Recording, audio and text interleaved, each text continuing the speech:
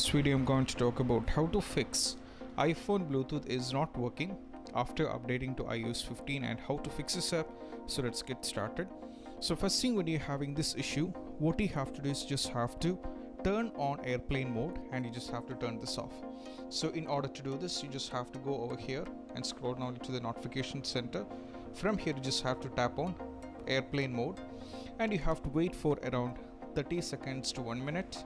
Then you just have to disable this. Now just go for and see whether the issue is solved or not, and if it's not working, then we have solution number 2.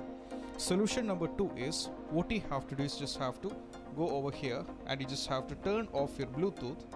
Then what you have to do is, once again, you just have to turn on your Bluetooth and see whether the issue is solved or not, and if it's not working, then we have solution number 3. Solution number 3 is, what you have to do is you just have to go over here on the settings. Now from here you just, solution number 3 is all about, you have to go over here in the settings.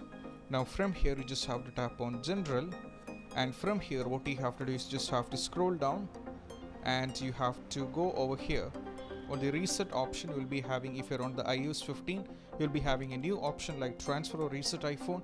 You just have to tap it over here, go for reset, and what you have to do is just have to go for reset all settings.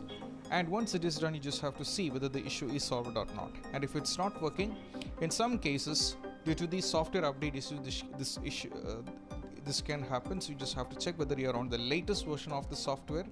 As you can see, I'm on the latest version, so this is what you have to do. And also the last one, after trying out all this stuff, it's not still working, then we have only one solution, is you have to do a force restart. So in order to do the force restart, you just have to press volume up followed by volume down button, then press and hold power button unless and until you see Apple logo. This is what you have to do, and I hope this video is helpful. And if you find this video helpful, don't forget to subscribe and click on the bell icon for more notifications. See you soon in the next video.